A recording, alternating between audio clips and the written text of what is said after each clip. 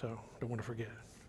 All right, so I'm going to offer a reading today, and some of you may have read this in literature class or English lit or something like that, but I'm going to offer you the poem Invictus.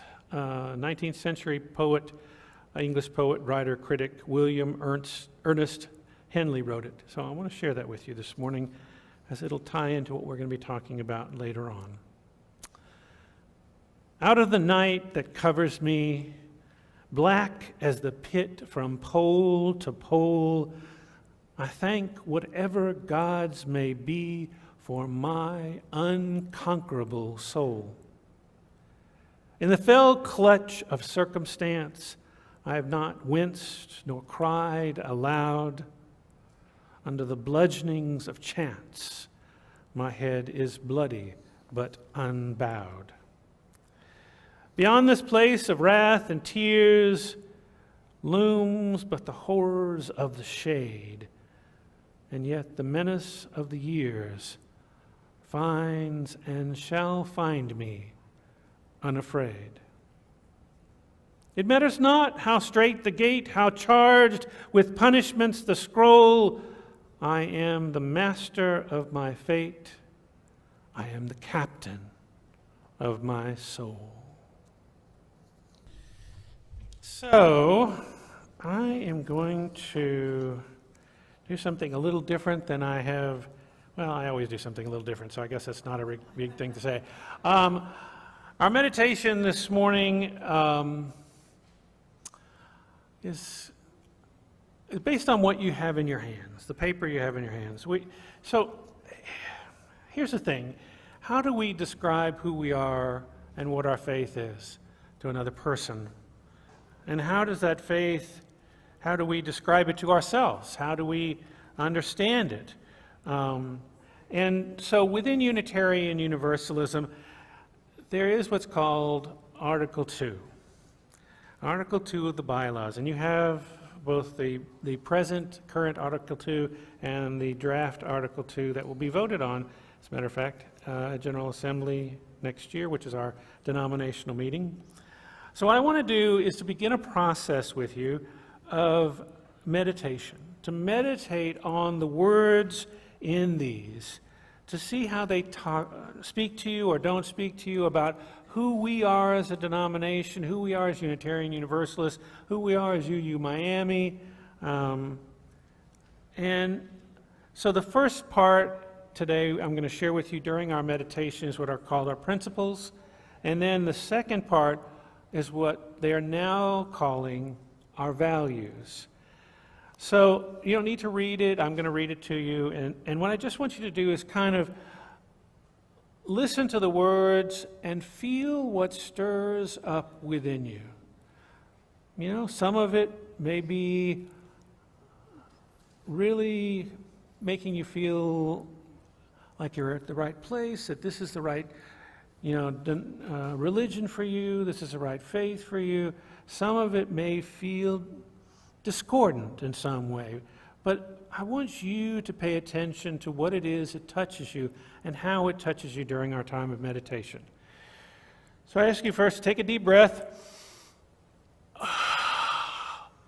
and settle into your chair. Make sure that you're comfortable and so that you can turn your attention within yourself. You might start doing that by just paying attention to your breathing as the air goes in and out of your body.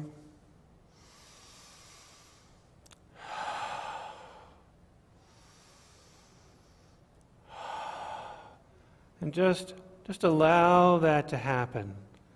Just allow that breathing and feeling the air come in and go out. And you might let your eyelids rest and sort of open the ear of your ears to feel what stirs emotionally, mentally, spiritually for you as you listen both to the words and the space between the words.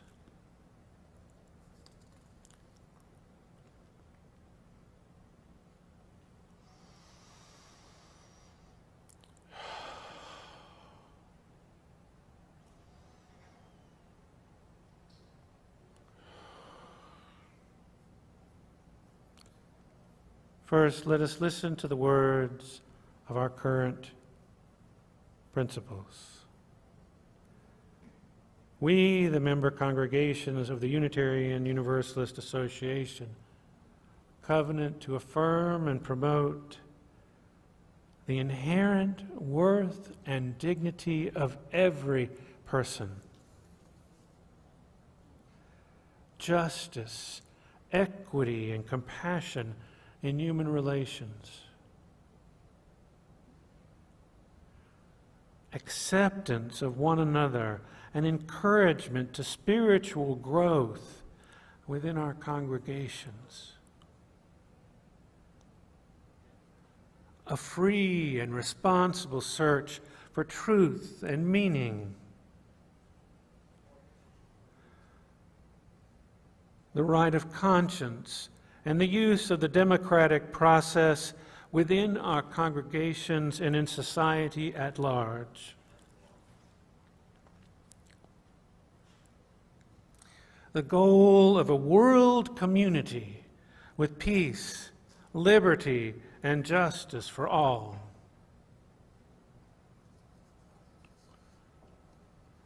Respect for the interdependent web of all existence of which we are a part.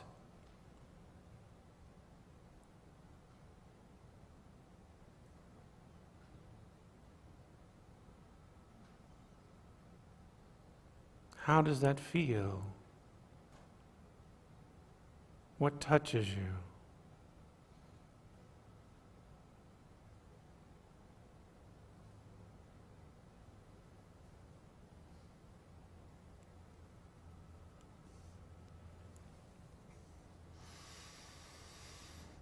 Take a deep breath. And so to speak, cleanse your emotional and spiritual palate.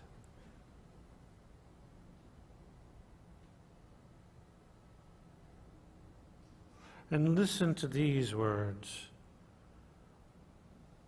The new, the draft, the proposed values of Unitarian Universalism.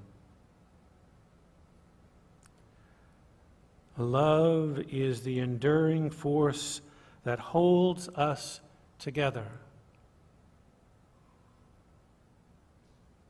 We draw from our heritages of freedom and reason, hope and courage, building on the foundation of love. Love inspires and powers the passion with which we embody our values. Inseparable from one another, these shared values are justice. We work to be diverse, multicultural, beloved communities where all people thrive.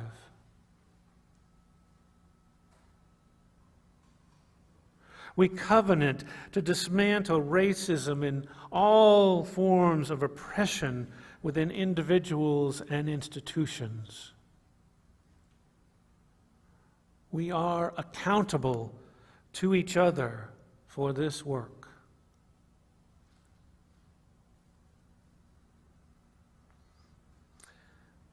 Generosity. We cultivate a spirit of gratitude and hope. We covenant to freely share our faith, presence, and resources. compassionate generosity connects us one to another in relationships of mutuality.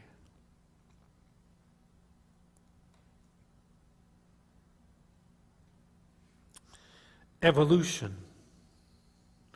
We adapt to an ever-changing world. We covenant to collectively transform and grow spiritually and ethically. Evolution is foundational to life and to our Unitarian Universalist heritage, which is never complete and never perfect.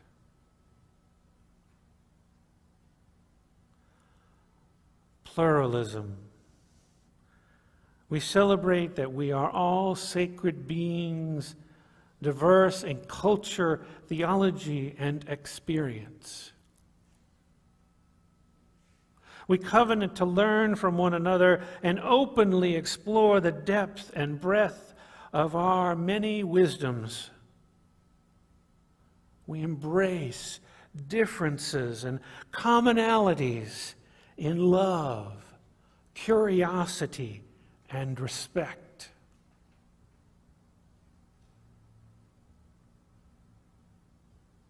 Equity. We declare that every person has the right to flourish with dignity and worthiness. We covenant to use our time, wisdom, attention, and money to build and sustain a fully inclusive and accessible community of communities. Interdependence. We honor the sacred, interdependent web of all existence. With humility, we understand our place in the web. We covenant to care for and respect the earth and all beings by fostering relationships of mutuality. We work to repair the bonds that we have broken.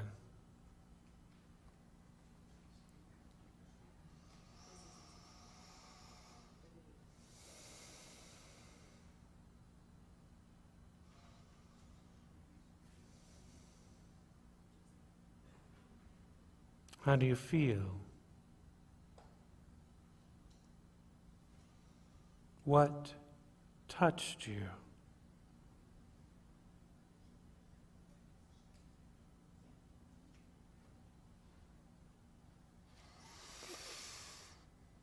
You may have many diverse and complicated reactions, and that is perfectly normal. For we are a complicated and diverse people.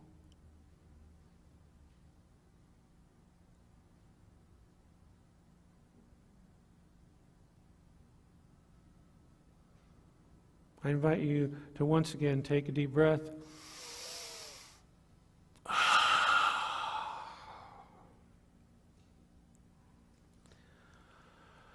Blessed be, my friends.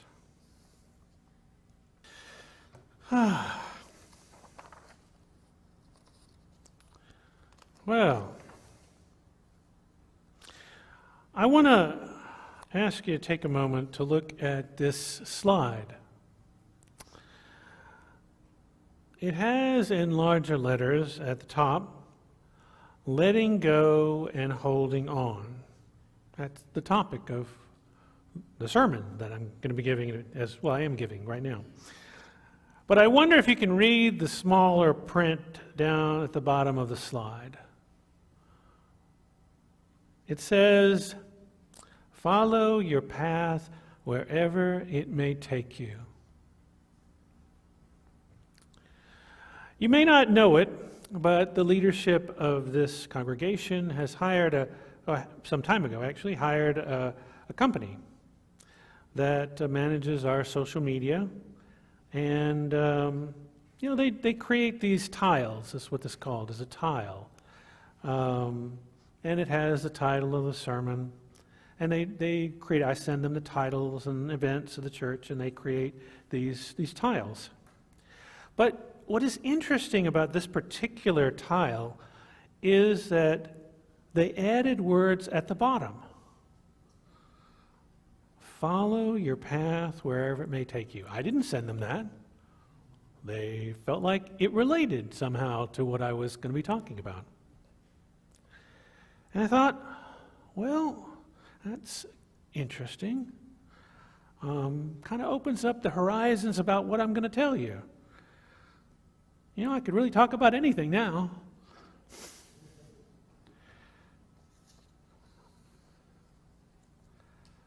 But it does really speak to what I'm going to be talking to you about. When you think about your spiritual, emotional, ethical path, do you feel like you're following wherever it may head? Or are you more of like the captain of your own soul, intentionally making spiritual, emotional, and ethical choices as you move through life? As some of you may know, I'm doing a class here after service today, and I've been doing this class called Building Your Own Theology. And we've been exploring this book called Trusting Change by Karen Herring. I would describe this book as offering ways to explore and manage that somewhat amorphous place between what was and what will be in your life. The book offers readings, exercises to build resilience, to ground ourselves, and to learn from the liminal times we find ourselves in from time to time. In Building Your Own Theology, we've been exploring this first section of the book, which covers letting go. Now, you haven't been in the class, most of you anyway, so what I'd like to do is give you an experience of letting go. So what I'm going to ask you to do is to embody it. I want you to, again, we're going to sit mindfully, if you would, and just place your hands comfortably in your laps with your palms up. And as you breathe in, bring your arms up, bending at the elbow toward your shoulders, and close your hands. And then as you breathe out, let your arms go back down into your lap and open your hands. So again, breathing in, arms go up toward your shoulders, closing your hands. Breathe out, your arms go down, opening your hands. And just breathe like that for a few moments. In and out. In and out.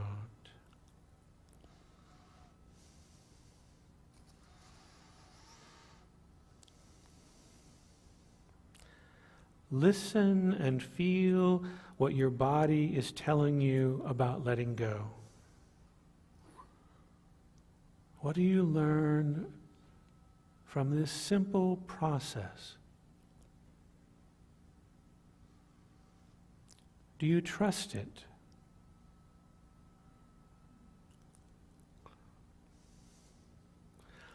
Let's keep doing this, but I want you to open your mind to the idea of this process being applied to a larger scale. You know, right now, all you're doing is as you breathe in, you're breathing in oxygen, and as you're breathing out, you're breathing carbon dioxide. Breathing in, taking in, breathing out, letting go. Now, what happens if we talk about as you take something new in to your life, and as you let go of what you no longer need? Sort of like taking in oxygen and letting go of carbon dioxide. If you think of it to larger experiences in your life, does it still feel the same? Do you still trust the process of letting in, taking in new, and letting go what is no longer needed?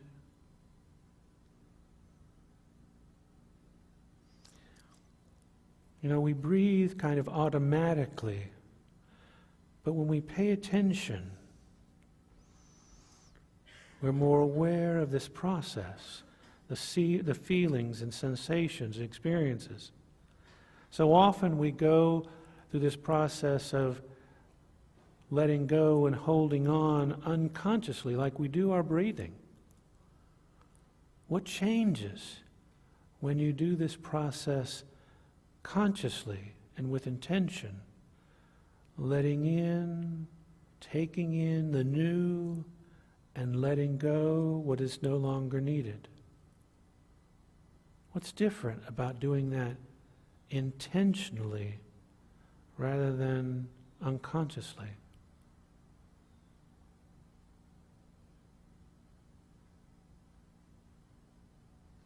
Okay, you can, well, you already stopped. I wasn't watching. And actually, you can do it again if you want. I feel myself, personally, I feel I'm pretty good at taking in new experiences and letting go of what might no longer be necessary, and allowing for change along the way. Change is to myself as change happens around me. However, recently it came to my attention that Unitarian Universalist Association is once again reviewing Article 2 of our bylaws. As it's supposed to do, it's required to do every 15 years. And that's our 7 principles and 6 sources. Now, on the screen, you'll see in just a moment a slide, a tile, if you will, that will show you what this new process is supposed to be like. And I've given you a copy. It's on one of your pages. It has a picture of love in the middle, and then all the other interdependence, equity, generosity, justice, and evolution, growth, pluralism, and discovery. As you can see, the UUA Article 2 Study Commission has drafted a proposal that goes down a completely different path to describe who we are as Unitarian Universalists. A path that leads to something that isn't structured like the 7 principles and pretty much doesn't resemble them at all. I've been a Unitarian Universalist for 40 years or more, and grounded my spiritual path with the 7 principles and 6 sources for about 30 of those years. Affirming the inherent worth and dignity of every person, justice, equity, and compassion in human relations. I've read them in the front of our hymnal, seen them posted in adult and children language all over UU churches, all over the country. I found them broad enough to engage with, affirming and promoting the inherent worth and dignity of every person, justice, equity, compassion, acceptance, spiritual growth, interdependent web. All of those things have been on my heart and mind for 30 years now. And while I know the Unitarian Universalist Association is proposing an 8th principle to affirm and promote racial justice, it never occurred to me that looking at these Article 2 and the description of our faith and who we are, they might scrap the whole thing and develop something that looks completely different and feels completely different. It seems revolutionary. Or is it evolutionary? Am I so in love with the past that I can't even begin to contemplate that Unitarian Universalism might continue to evolve in order to be relevant. Didn't we sing a few weeks ago, a freedom that reveres the past but trusts the dawning future more, and bids the soul in search of truth adventure boldly and explore?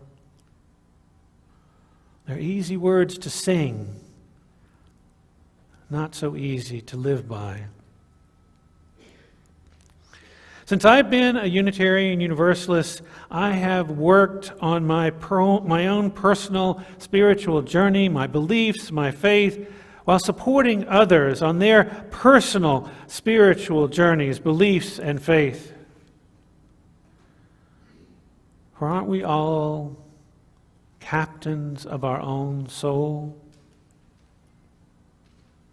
You know, I've been quoting Invictus and read it to you earlier in the service. It was written by William Ernest Henley. I want to share a few reflections about the poem, because for me it really describes how many Unitarian Universalists, as we began this journey into Unitarianism and Universalism and Unitarian Universalism, have really described their faith. It's this individual faith.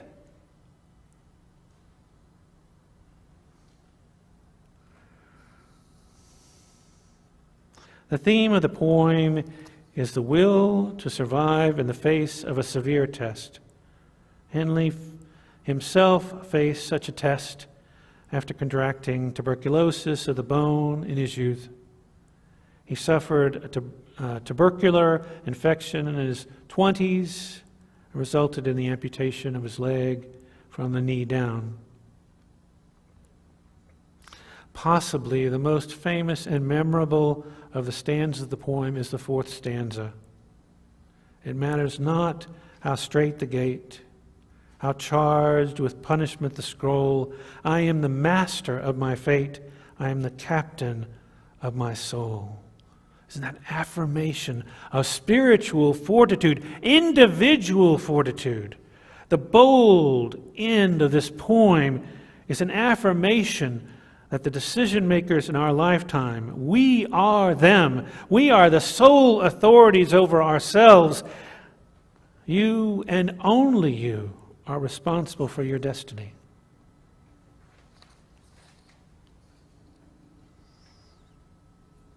I like the 7 or possibly 8 principles. There's a part of me that doesn't want to let them go. I find them useful and grounding. I understand them. They have helped me affirm that I am the one who decides what is best for my spiritual, emotional, and ethical journey. That I am the captain of my soul. I'm invested in them. And I'm also interested in Unitarian Universalism as a denomination. And because I'm invested in this faith, I've listened to some of the discussions describing these new ways, this new draft of our values, of our Article 2. I mean, my faith, our faith. And these discussions are ongoing. As a matter of fact, we'll have an opportunity to share in those discussions later on this afternoon. And you can go to UUA.org if you want to share some of your ideas and thoughts. I have to say, in listening to other UUs talk about these changes, I see and feel resistance. People have a hard time with change, particularly radical change. The principles, our principles, have been the stars by which we have navigated our unconquerable souls, faced the bludgeonings of chance across the years. There are so many people who are saying, if it ain't broke, don't fix it.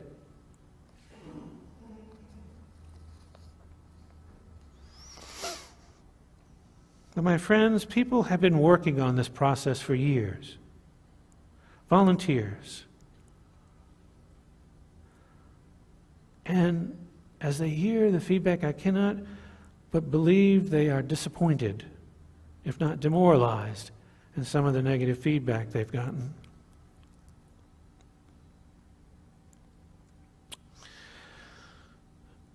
You see, they've been talking to us over the years, finding out what we think about Unitarian Universalism, what it means to us, what it calls us to.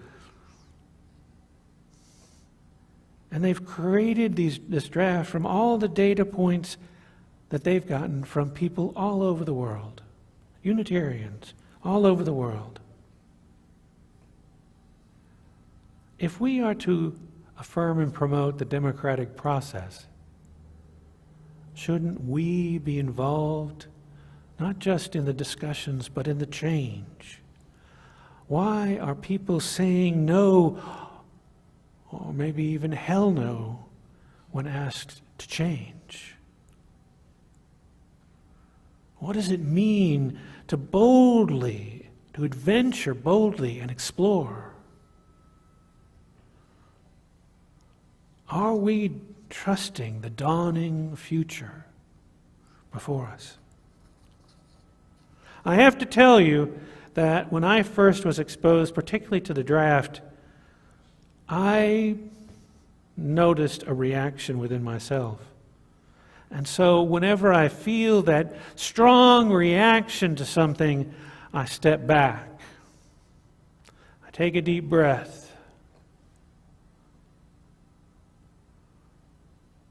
And I allow myself a moment to reflect. Not react, because I know that if I react, I'm reacting from this initial desire to reject something new that happens in me when I'm asked to change.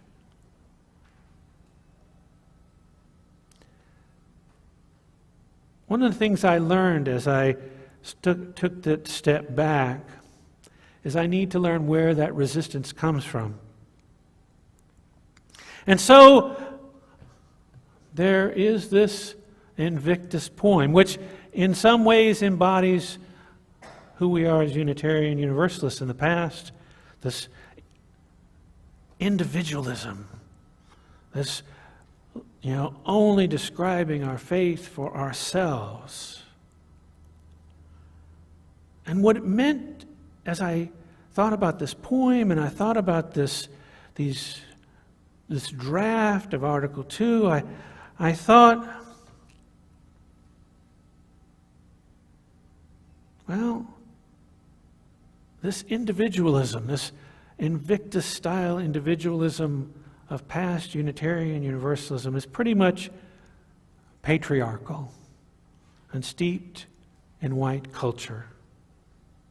I mean, the idea I can and should face whatever life throws at me, no matter what, by virtue of my own will, that nothing can stop me, I am the captain of my own fate. That's a worldview based on white identified culture. Pull yourself up by your bootstraps, a Protestant work ethic. Every idea there is that's out there is one. There's only one right way to see it. And that doesn't feel like the way I'd like my Unitarian Universalism to be. I don't want this sense of my way or the highway. I've seen that too often. I am empowered and have the rights to say what I believe, but I also need to care about others and the future of Unitarian Universalism. I've certainly come to realize that I am not alone on my journey, nor am I so powerful that I ought to handle everything that life throws at me all alone. I live in a community. I'm part of this community. Our Unitarian Universalist forebears created this faith not as a static creedal faith, but as a faith designed to be flexible, that grows and changes as we learn more about ourselves and expand our understanding of our culture. Our forebears built in our bylaws that we review this Article 2 and our principles and our sources every 15 years, not as an idle exercise or rubber stamping the status quo, but as to the hard and necessary work of evaluation of ourselves in this world, our denomination in this world, to be sure we say we are who we say we are, that we believe what we say we believe, and that if self-examination finds discrepancies between what we say and what we do, or discrepancies between our aspirations and inclinations, that those discrepancies must be addressed and brought back into authentic alignment.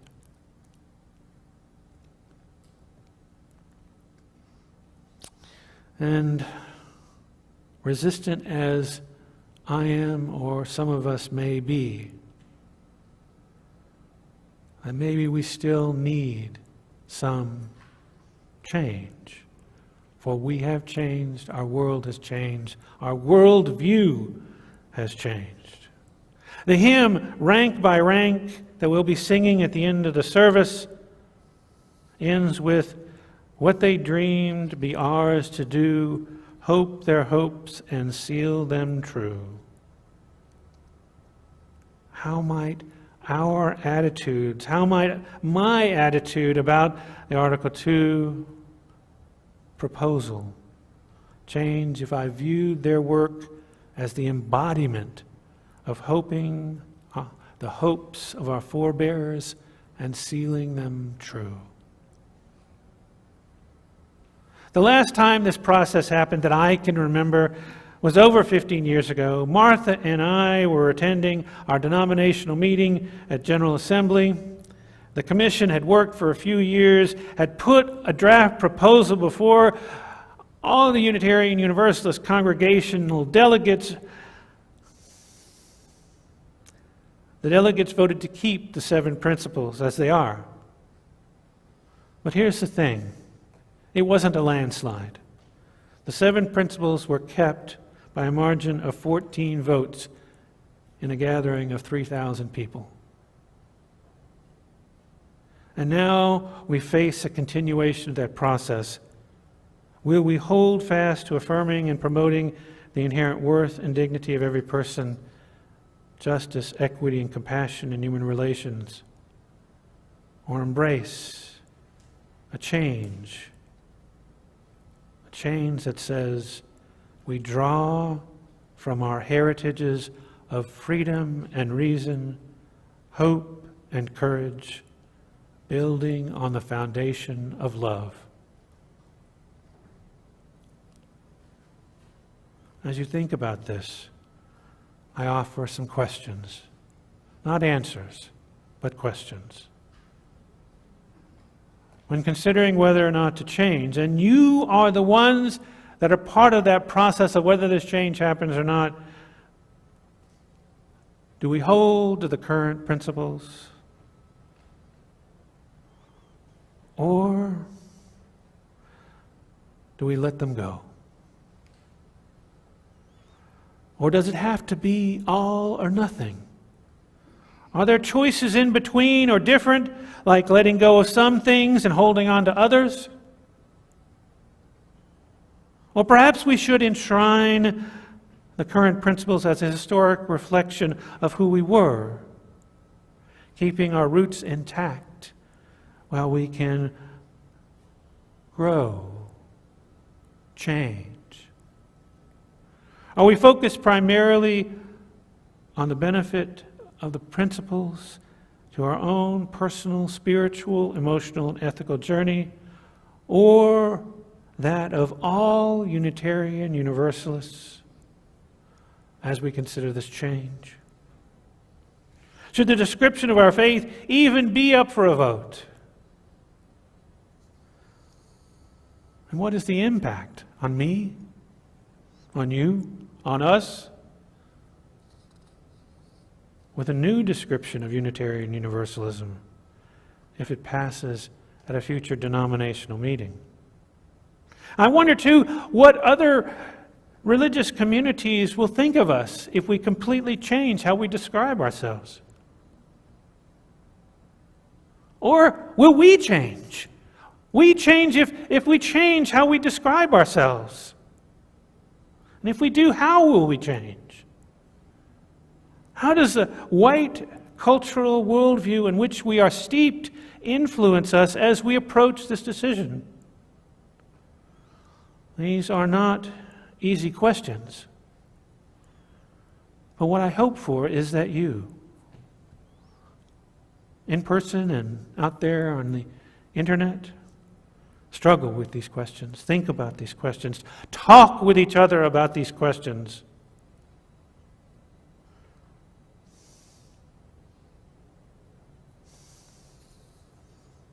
You know, maybe we should breathe again.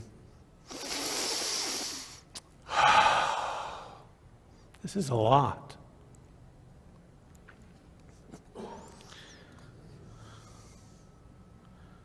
As you breathe, what does your body tell you about these questions? What does your heart, what does your spirit tell you about these questions? What might you learn as you embrace these questions about yourself? How will we support one another as we struggle with these challenging ideas and questions, this change? Can we trust the dawning future more of Unitarian Universalism? On the path before us, can we still affirm our personal feelings, beliefs, ethics as we adventure boldly and explore?